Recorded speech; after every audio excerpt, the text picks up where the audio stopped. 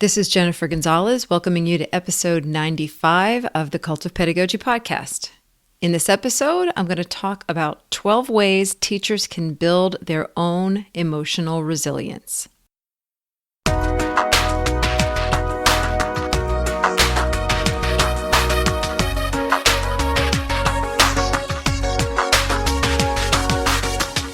When talking about a profession that loses 50% of its workforce in the first 5 years of their careers, it would be an understatement to say teaching is challenging.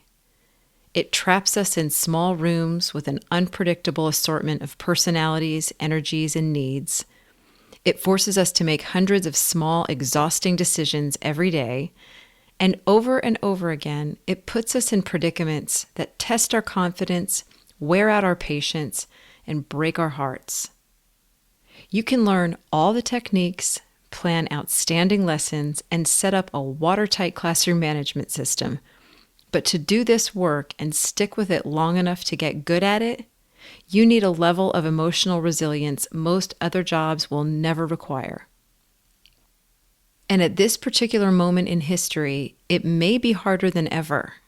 Systems have been put in place that make the work seem almost impossible, and the powers that be seem to be rooting against our success. A lot can be done to change that, to make the challenges of teaching more satisfying and less soul-sucking, but on most days it can seem like those changes are pretty far outside our sphere of influence. Finding the courage and energy to push for change, despite how hard it is, that requires resilience too. And our teacher training never prepares us, never teaches us exactly how to develop that resilience. In fact, in my own training, the topic of my emotional state as a teacher never came up once. So today, we're going to talk about how to build that resilience, specific things you can do to make yourself a more emotionally resilient educator. My guest is Elena Aguilar, who has nearly 2 decades of experience as a classroom teacher and instructional coach. She's written 2 books on effectively coaching teachers, The Art of Coaching and The Art of Coaching Teams, and now she's written a new book called Onward, Cultivating Emotional Resilience in Teachers. In the book, she walks us through 12 habits that teachers can develop to strengthen their emotional resilience. The book is thoughtfully written and insightful, using examples from the lives of real teachers, situations you'll recognize as just like your own, to illustrate how our state of mind can dramatically impact our work. In this episode, Elena is going to unpack those 12 habits for us. My hope is that in getting a better understanding of the factors that contribute to emotional resilience, you'll see areas that you can improve for yourself. And this, in turn, will allow you to not only stick with this incredibly important work, but find new ways to affect change, inspire others, and thrive. Before we start, I want to thank our sponsor, Screencast-O-Matic. Screencast-O-Matic is an easy-to-use screen recorder tool that makes flipped and blended learning super simple for teachers. You can record your lessons, directions for student assignments, video announcements, and anything else you need a screencast for using either your Chromebook, PC, or Mac. Screencast-O-Matic hosts your videos and allows you to edit them so everything you need for video production is all in one tool. Cult of Pedagogy listeners can get 50% off your first year of a Screencast-O-Matic Pro subscription. Just go to screencast-o-matic.com/pedagogy50. That's screencast-o-matic.com/pedagogy50. And if you want to make animated videos, you'll be interested in our other sponsor, My Simple Show. My Simple Show is this really cool online tool that allows you to create your own animated videos for free. It's really easy and fast. You just write your script or upload a PowerPoint, then fine-tune the images, and teachers and students can add their own voiceovers to the videos. It's perfect for flipping your classroom and having students create their own videos. MySimpleShow.com is now offering a new free classroom plan with additional features just for educators and students. The plan offers collaborative explainer video making and full creative freedom for up to 50 students. To sign up to this free classroom option, just go to mysimpleshow.com/pricing and select the educational icon. Finally, I want to thank you for the great reviews you've left for this podcast on iTunes. These reviews really help bring more people to the show. So if you think I'm doing good work here and you think other people would like it, take a few minutes today to go over to iTunes and leave a review. Thank you so much. Okay, here's my interview with Elena Aguilar. I would like to welcome Elena Aguilar to the program, to the podcast. Hi. Hi, Jen. Thank you. I'm so excited to be here. And we are doing this because you have a book that will have been out by the time people hear this. It will have been published for just a couple of days, and the book is called Onward. So we're going to basically be talking about sort of the main things you are covering in that book. So before we get into that, why don't you just give us a quick introduction to who you are and the work that you do that sort of led you to this book? Great. So I have been working in education for around 25 years. I was a teacher, a coach in the Oakland public schools for 19 years, and that was where I did the majority of my teaching and learning. And in the last 10 years or so, I have been really focusing on teacher and administrator professional development, which I was really drawn into because I saw such high turnover rates in Oakland, in the district, and wanted to figure out what I could do to keep the amazing educators that I was working with, who were my friends and colleagues, how to keep them in our schools. And feeling fulfilled and content in their work. So that led me into focusing on coaching as a primary vehicle for professional development. And all of the work I've done in coaching has led me over and over to the question of how do we cultivate emotional resilience? How do we boost our ability to deal with the challenges and the setbacks so that we can have more joy and fulfillment in our work and serve the kids that we are all here to serve. Fantastic. And so the book is called Onward. Cultivating emotional resilience in educators. Fantastic. And when you first told me about this, I was really excited because I have always believed that the person who is the educator really is sort of the heart of whether or not things are going to go well in the classroom, and the things that go on in our minds and in our hearts really have such a huge impact. So I was so excited to see that you were writing this book. And what we're going to be doing is going through these 12, you've got the book built around these 12 habits that teachers need to work on to build resilience. But before we get into them, the one piece of pushback I imagine that you may get from this is this idea of the fact that teachers have so many external forces that create problems for them. We have, oversized classes and shrinking budgets, and we have, politicians trying to basically strip us of everything. And, so many things that happen to us as teachers that don't align with what we know is best for kids. And so I'm imagining if a teacher hears about this book, maybe their first reaction is going to be, why am I working on resilience when what needs to happen, what needs to change are all of these other things? If those things would change, I would be able to do my work better. So you have such a great sort of response to that early in the book. And I wanted you to talk about that before we started to get into the how. Mm-hmm. Yeah, I'm really glad you asked that. When people have that question, and I hope that they will, what I want them to know more than anything is that I am right there with them on that question about, hey, we need to talk about the bigger picture, the conditions in which we work and the systems and pay and the way that teachers have been more and more just dehumanized in recent, perhaps decades, and their autonomy has been stripped. And I am right there in that conversation. I want to have that conversation. We absolutely need to. This book is not just about change your attitude and find a way to feel grateful for what you have at all. But I know for myself, when I was a teacher and a coach, I did a lot of additional work in trying to change systems. And I worked with our teachers union, and I had many other roles and my fingers in other things. And I went through a really intense phase of burnout where I was just exhausted and emotionally drained.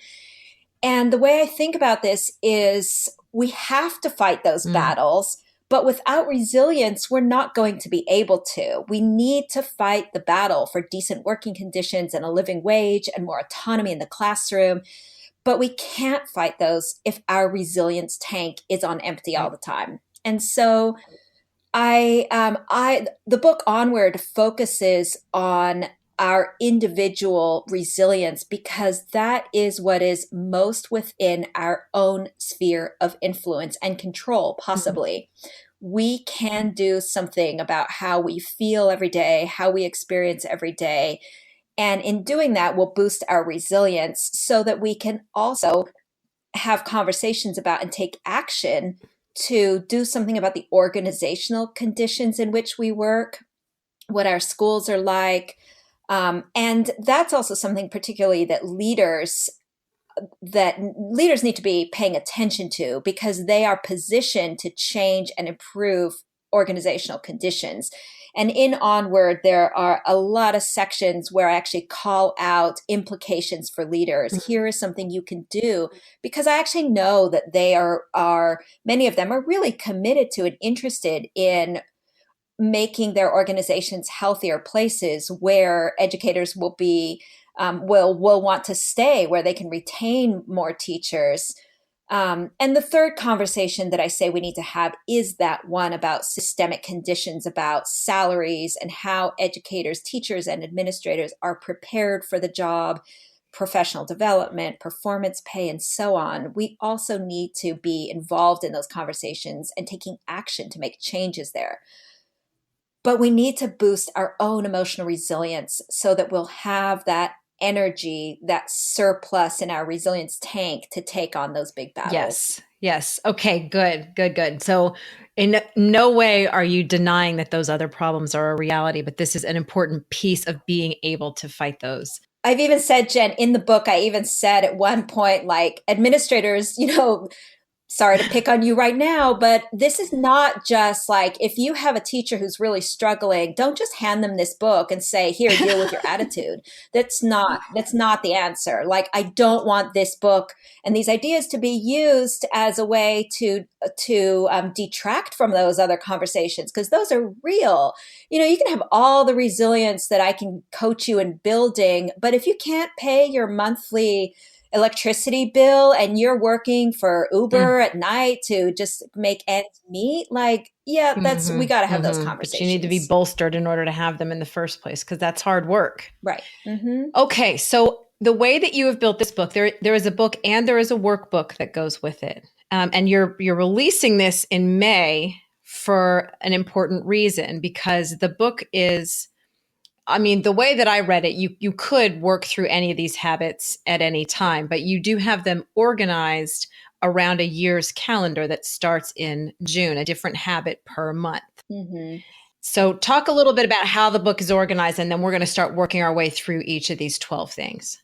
Yeah. Well, when I thought about the sort of emotional cycle of a teacher, and I thought about these habits of resilient people. And I read a ton of research from all different fields about resilience in people. But then I thought about the particularities of being a teacher and what do you really need in August or Mm. September, and how the cycle, the calendar of a teacher for a teacher, the year, starts in August or September. And it's a different cycle than I'd say for many other people in other professions. And so I started matching up the habits, and there's 12 habits to the months, because resilience is also something that I'm not just suggesting read this book and you'll build a lot of resilience. It's a year long initial endeavor. And what I am suggesting to people is read the book actually over the course of a year and use the workbook that goes along with it which guides you in the daily practices. The workbook has over 365 exercises, many of which you'll probably want to repeat more than once, but it's a place to start and figure out which ones really work for you and go through it over the span of a year. And ideally, go through it with others, form a book club, or maybe your grade level or your department wants to do this learning together, or join an online group. And I'll tell you about some of those later. But ideally, people will be engaging in this learning over the course of a year and with friends and colleagues so that they can have the kinds of conversations that will make this learning really sink in and stick. Got it. So really this is more than just a book. It's almost like a year-long program that they're putting themselves through. It is. And my vision slash fantasy, if I'm going to be honest, my educator nerd fantasy is that groups of teachers, if not an entire staff or the fantasy as a whole district, will say, let's use this as our professional development for the next school year. And when we meet on Wednesday afternoon, we are going to dig into Onward and the workbook, and we are going to collectively, actively build our resilience together over the course of this year. So that's my ultimate fantasy. Okay, so let's start talking about these 12 habits and thinking about these over the course of a year. These are things that if teachers work on them, they will be cultivating more resilience. The 12 habits, first of all, are when I did research into what makes people resilient, what resilient educators need, I came up with these sort of 4 categories. And that includes who you are in terms of your genetics, sort of the things that we don't have necessarily a lot of control over, the context that we're in, which can also include phase of life, the dispositions or sort of emotional states that we are often in, and our habits. And what I found was that if we focus most on habits and dispositions, we'll be able to make the greatest change, the greatest growth in this area, because those are within our sphere of influence. Right. So the 12 habits that are all mapped onto the year, really the educator's year, they begin with a chapter, a habit called Know Yourself. And that one I am suggesting that people read and practice in June, because in June, as the school year is ending, we may have an opportunity to reflect on how that year went. We're starting to think about the next school year. And it's just an optimal time. In some ways, you may have a little bit of time towards the end of June to do the kind of deep reflection that can help you reflect on your social identities, your core values, your personality, your strengths, and areas for growth that can help you think about making choices for next year, and that can help you get clearer on your purpose. And purposefulness is the disposition that we explore in the first chapter, and how purpose, being really anchored in your purpose, being really clear about what you want to be doing in life, helps you deal with challenges and setbacks. So that's the first habit. Okay, so number 1 is know yourself. And then the next habit we move on to is? The second habit. Now, the first 4 or so are definitely the ones that I sort of feel like these are the most important. The second habit is understanding emotions. And this is one that I also thought we need some time away from work to be able to dig into this content. So this one is slated for July, to be able to spend some time understanding what emotions are, learning some strategies for accepting them, responding to them, engaging with them. A lot of this is based on the work around emotional intelligence. But some of the work around emotional intelligence that people may already be familiar with talks about emotions in a very technical way as these things that we need to manage and learn how to deal with. And the way I think about emotions is that they can be tremendous resources and sources of energy, and that really we want to figure out just how to have healthier relationships with them, how to understand them, name them, accept them, and then work with them, and work, for example, with anger, not necessarily let it become aggression, but be able to recognize it, dig into anger, sadness, as well as capture more moments of joy and happiness and connection. And so this habit around understanding emotions also cultivates the disposition for the month, which is of acceptance, and learning how to think about how do we accept a situation. How can we learn to recognize what's in our influence and what's outside of our control? Mm-hmm. So that's the second habit. You know, what I noticed when I was reading this chapter too is that, and I don't know that if you ever said it, but it reminded me a little bit of something I'm familiar with in Buddhism, where you almost pull away a little from yourself and you see your emotions objectively, as opposed to being so in them and being controlled by them, and sort of being able to pull away, recognize them, name them. And that gives you a bit more control over a situation. Exactly. And I would say a lot of my work is really influenced by mindfulness and Buddhism, and that concept of having some distance and cultivating practices that help us recognize that our emotions are like weather. They come and they go. And if we are a tree, then we can stay rooted and we can cultivate the flexibility to bend and then to straighten back up. But there's another part of that I haven't always found in the mindfulness and Buddhism communities or descriptions, which is the actual sort of embracing of emotions and welcoming and the using them as a resource, and to figure out how do we.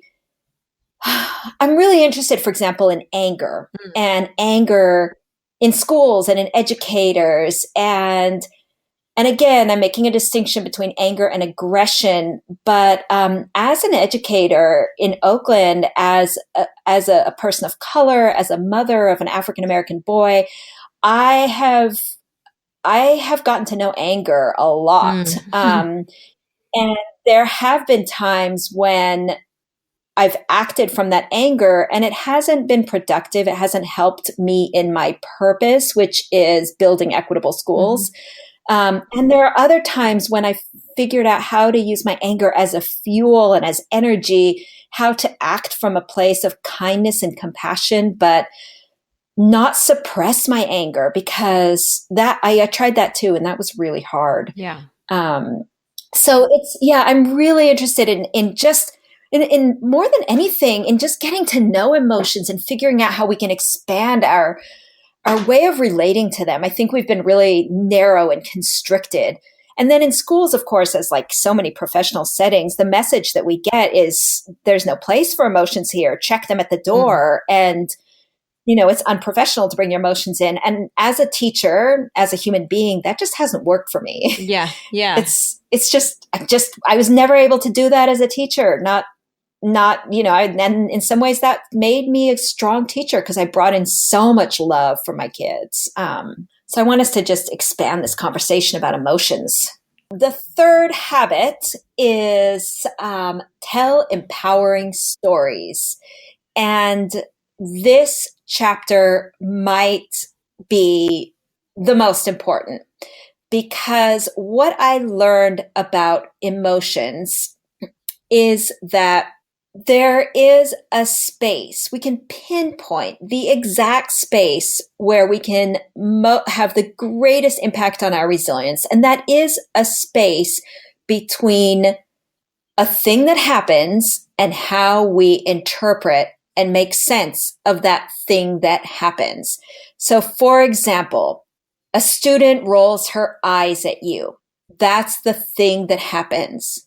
How you make sense of and interpret that event is precisely the point where either your resilience can be drained or filled. because you could interpret her eye rolling as this student doesn't respect me. She is so rude to me all the time. Mm-hmm. Every day I'm working as hard as I can, and this is what I get. Or you can interpret that event as this is very typical behavior from 12-year-olds, and she is exploring her own sense of power, and she's actually self-regulating because she's not cursing at me. Yeah. And I am going to move on to the next part of the lesson. And so in that moment, if we can hone our ability to expand that space between what happens and how we respond and how we interpret, we have so much more power then to cultivate our resilience. The stories that we tell about our principal, our colleagues, about students, about our own ability and capacity, all of that contributes to our resilience. And so this chapter focuses on this concept of telling stories, and that we are going to have more resilience if and when we can tell empowering stories, not necessarily putting on rose-colored glasses, but stories ultimately that empower us. Mm-hmm. Oh, I love that. I love just the idea that just even the words that you choose to describe something can really change the way you see things, and that you're putting a focus on empowering the storyteller is wonderful. So let's move on to habit number 4. The fourth habit, which I am hoping people can take up in September, is to build community. And I have so many memories of starting this school year and the many different stakeholders, groups of people with whom I was building community with or not. So students, colleagues, parents, administrators, new colleagues, people in the larger community. And when I wrote this chapter, I was really thinking about what kinds of direction and support I needed as a new and novice teacher, or a teacher anytime I moved into a new community, and how to support other new teachers. Some of the needs I had, other people don't, and then there's other needs that I've seen when I've worked with new teachers who are new to a community. And this chapter is in support of building the disposition of empathy.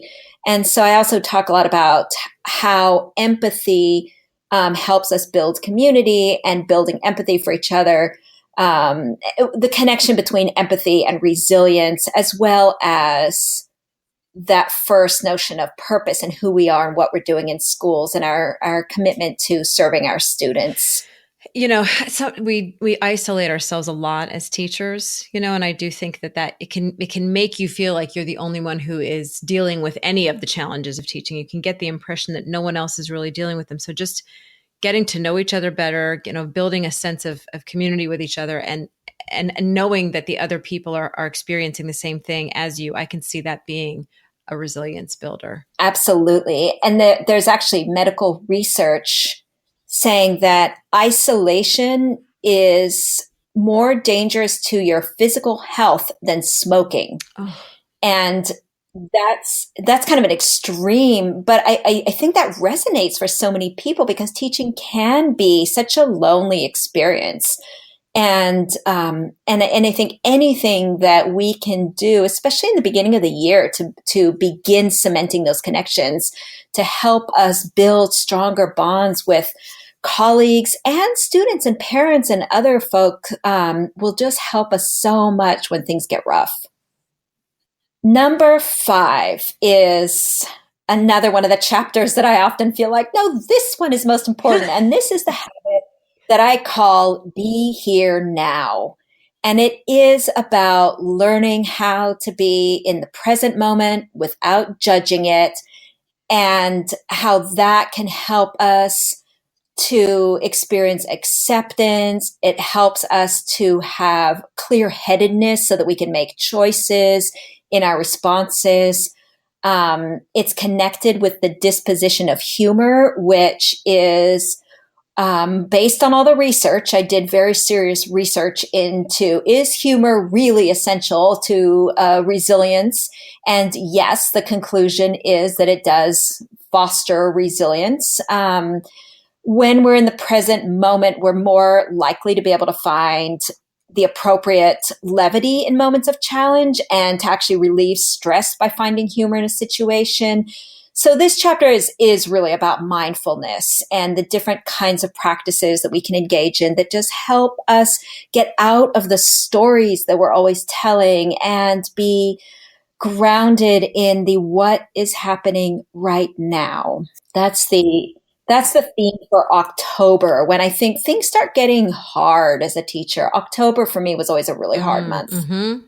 Definitely. I love the idea that you're prioritizing humor as part of resilience. I have a feeling that's something a lot of people wouldn't think of. Mhm. And boy, do you need that to survive a school year. You do. I mean, you need it to you need it to survive, being around a lot of little people as well as big people. And Yeah. in life, just that ability to find the humor in difficult situations and to lighten up. I mean, our work is so hard and it's so serious. And when we can find, and again, the appropriate humor to help us lighten up, it's such a relief. Oh, definitely. Okay. How about number 6?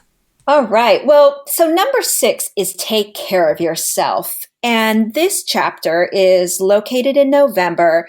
Many, many, many years ago, I saw this graph of the typical beginning teacher, novice teacher's sort of experience over the school year, and how we start off on this energized sort of high. And then by October, November, we've dipped into the lowest point of the year. The most challenging. And that was absolutely my experience. It's what I've seen in so many teachers, because by October, November, you are so worn out from the burst of the beginning of the year. And for me, what I found really challenging was I hadn't yet seen sort of the results of all the hard work I'd put in. I hadn't seen the growth in my students' learning, or I didn't really feel the deep and healthy connected community that I intended to build with my students. And so in November, I'm really urging people to take care of themselves. Physical self-care and well-being are foundational for many of the other habits. It's really hard to build community or to cultivate compassion or be a learner or some of the other habits when you're just sick, when you're worn out. Mm-hmm. And so in this chapter, I really get into why it is that so many of us have a really hard time taking care of ourselves, because I think people know what to do. We know, we should be eating more leafy greens and exercising more and so on. But why is it so hard? And so in this chapter, we explore the disposition of a positive self-perception.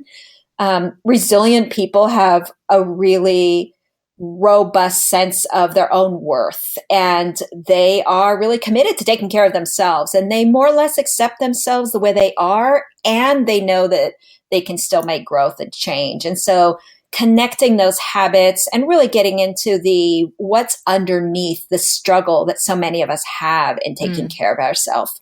Boy, November really is an appropriate time for that too, because that's when things really start to pile up, and self-care probably just goes out the window for for those last 2 months of the year.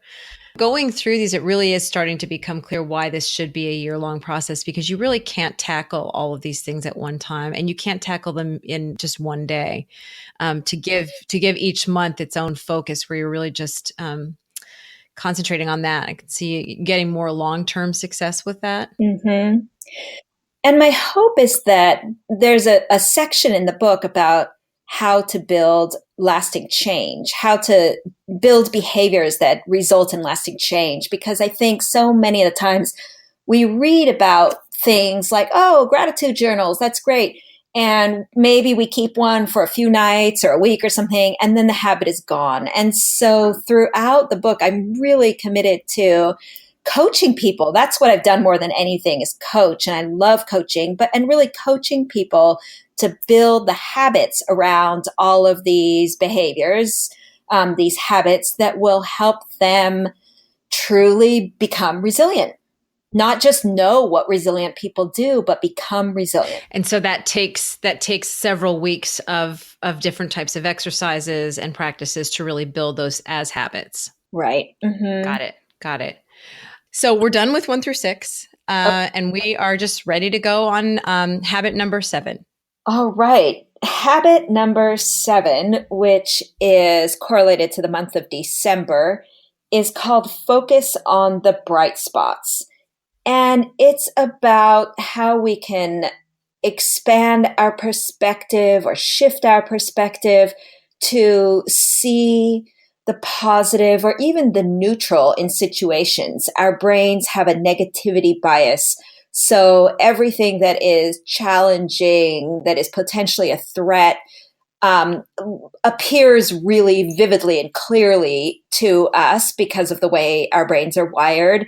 And so one of the skills that we need to hone is the ability to see all the things that are going well or even just okay.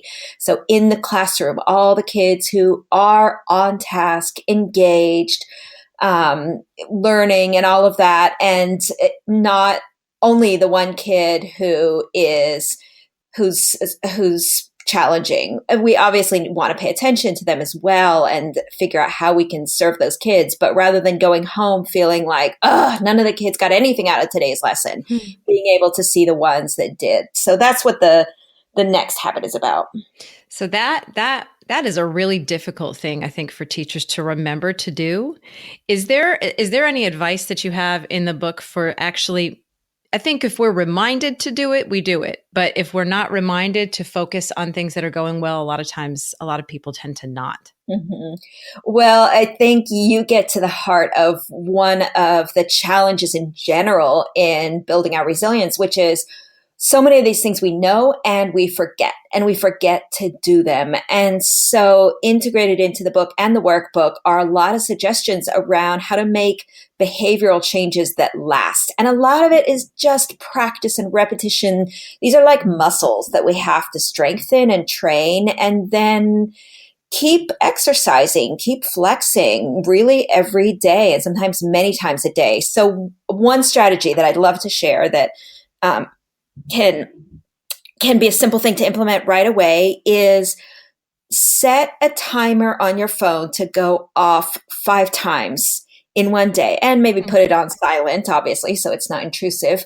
And every time that timer goes off, maybe you set it every 90 minutes or something, every time it goes off, it's a trigger to notice something going well. And you could push that a little bit farther to notice something you are doing well, something you're doing that is feeling good, or you're feeling fulfilled, or it's meaningful. And when that timer goes off and when you look for that thing, it is also a prompt to take in that experience of something's going well, to not just go, yeah, okay, so just about everybody right now is engaged in the free ride. But to actually really take it in and recognize your role in making that happen. And so these little practices, the more we do them, the more we will integrate them into our thinking and everyday habits. Yeah. Yeah. I love that idea of the timer. I can tell right now there are people listening that are going to get on their phones as soon as they're done, and they're going to set their timers right away. Wonderful idea. Okay. Yeah. So what is habit number 8? So the next habit is to cultivate compassion. And that habit really explores compassion for others as well as for ourselves, which can really help us deal with interpersonal challenges that we deal with every day, as well as with our own tendency towards self-criticism and just not feeling like we're doing a good enough job and that we could be doing more, and that internal self-talk, which is counterproductive to our resilience. So cultivating compassion, broadening our perspective on how we see a situation, helps us to empathize with others, to see the long view, to take ourselves out of the drama of the moment. Those are that ability to, when a student is demonstrating some kind of behavior that's really starting to get on your nerves, the ability to both think about, okay, how can I respond to this? And do so through a lens of deeper understanding, compassion, empathy will ultimately just help us feel better. Mm-hmm. It's not It even just, so much about the other person. It's how we're perceiving and how that impacts us, the way we're perceiving it. exactly. Yep. So let's move to number 9. So, number 9, the habit is called be a learner, and it's coupled with the disposition of curiosity. And obviously, you can see how those are deeply connected. Resilient people are curious. Resilient people experience a challenge and turn around and say, what can I learn from that? Wow, that was really hard. That pushed me to my limits. And what can I learn? And just that question alone, whether it's a monumental challenge that someone faces in their life, or it's the daily something, a parent comes in and says something that really is triggering or that feels really unfair, being able to ask yourself the question, what can I learn from that? Immediately propels you into a place of being able to build your resilience. That's really key. And in this chapter, I also help people think about some different ways to understand themselves as learners, to think about how we learn, what the different stages of learning are, and all of that is just more empowering. And I'm assuming with pretty much all of these, every chapter, it's because I know that in the book, you're sort of asking a lot of questions, but then in the workbook, there are daily exercises and reflection questions that are getting people into the habit of thinking about these things. And that's how the habits get built by these daily reflections. Right, exactly. Daily reflections and practices and explorations and trying new things. And the workbook, I think, is really fun. There's also suggestions for things to do out in the world. So not just, reflection prompts and writing spaces. There's invitations and practices around art and creativity. And there's other resources. There's some things that I just couldn't get into the main book that I offer people here. And yeah, it is about how do we hone these behaviors, these habits every day? How do we build these muscles? Got it. So yes, I'm hoping people go back and forth between the two. Okay, so we've got 3 months left, March, April, and May, and these are habits 10, 11, and 12. Yes. And so in March, I offer the habit called play and create. And my hope is that that might fall somewhere around people's spring breaks where they can do some playing and be re-energized through those activities. And this is one of my favorite chapters. I think it's a human right to be creative, to create, enjoy, appreciate art. And in this chapter, I expand our thoughts, hopefully, about what that means and how playing and creating can unlock inner resources for dealing with stress, for solving problems, how it can help us see different things and find different approaches to tackle challenges. Because when we're creative, we are also resourceful. And then we start problem solving in new and original ways. This chapter also explores the disposition of courage, which is a key disposition for being resilient and doing the kind of work that I think we all are committed to doing. So what's next after playing and creating? We're almost at the end of the school year now.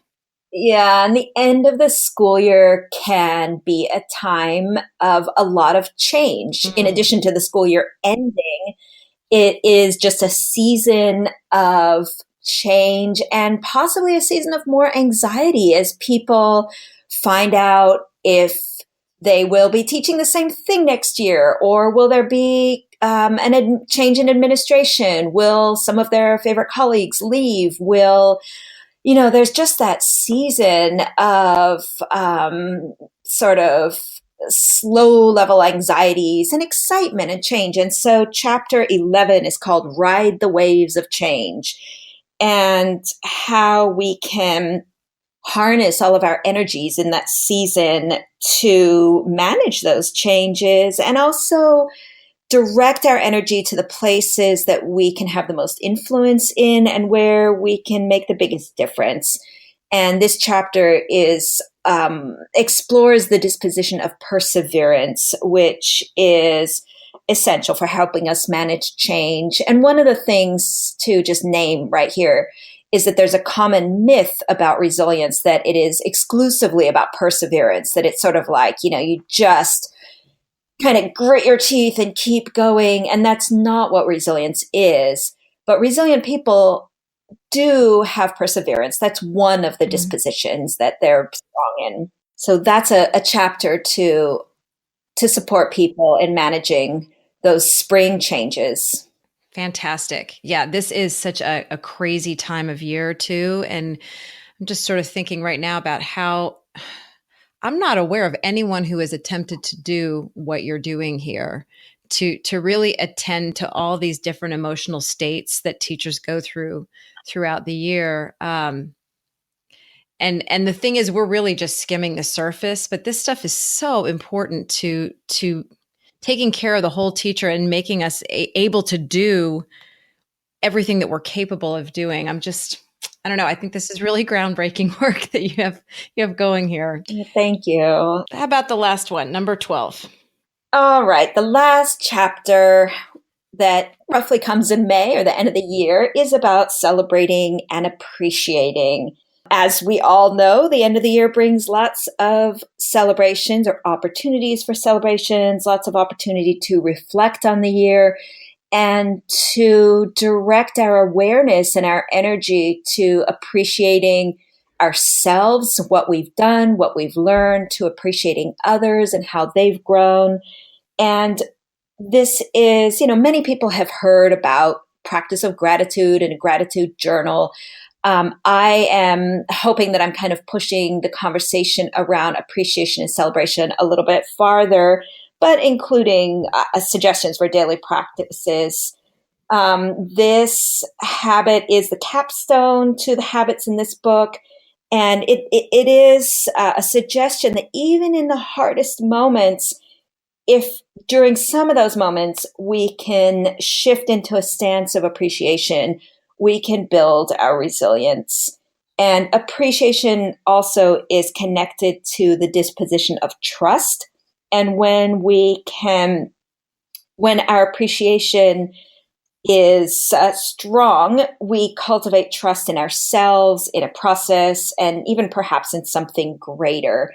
So trust and possibly some correlate feelings that some people call faith. And so we explored that in that last habit. Great. So there is a lot here, and we've already talked about sort of how this really should be taken as a year-long process. Apart from the book itself and then the workbook also, you have some other resources that can support people as they work their way through the book. So tell us about that. I do have other resources because I think that people will need a lot of different kinds of support to go deep into this. And actually, I imagine it would take even more than 1 year, and that hopefully people will keep practicing these habits. So I have built a whole new website just for the content of this book. It's called onwardthebook.com. And on there, people will find many of the resources referenced in the book, such as downloadable meditations and tools, as well as just a ton of additional resources and blogs and videos. It's the kind of site that I want to see in the world, that I would go to on a daily or weekly basis, where there will be other articles and suggestions for videos to watch and stuff. So that's going to be a very lively, engaging place. We also have a Facebook page just for this book, and probably the easiest way to find it is to go to the Onward website and then follow the link. And on that Facebook page, we will have groups that will be private groups that will come together monthly to study the habit of the month. So, and on the website, people can sign up for our Onward newsletter so that they can be alerted of new offerings. I'm also working on developing an app for this content. I always create things in response to what do I want? What do I need? What did I need as a beginning teacher? What did I need as a teacher in my 10th year? And I do want and would have needed that sort of daily prompt push notification that says stop and find something to appreciate in yourself right now. That is great. Okay. And then one last question is how can people just find you online? I am not too hard to find. I am locatable on my websites, which are brightmorningteam.com and onwardthebook.com. People can also email me at elena@brightmorningteam.com. I am on social media, so I'm not that hard to find if people get the spelling of my name correctly, which is sometimes a challenge. But people can also Google The Art of Coaching or Onward the Book. Fantastic. Thank you so much for giving me all this time and giving us such a nice in-depth peek into the book. I'm so excited about the changes that this book can have in teachers' lives. Thank you, Jen. And I'm so excited too. And I really hope to hear from people and hear how this book is landing with them and what else they need and what else I can do to support teachers to become strong and resilient so that we can take up the big fights that we need to take up and so that we can serve our kids. For links to all the resources mentioned in this episode, visit cultofpedagogy.com, click podcast, and choose episode 95. To get a weekly email from me about my newest blog posts, podcast episodes, and products, sign up for my mailing list at cultofpedagogy.com/subscribe. Thanks so much for listening and have a great day.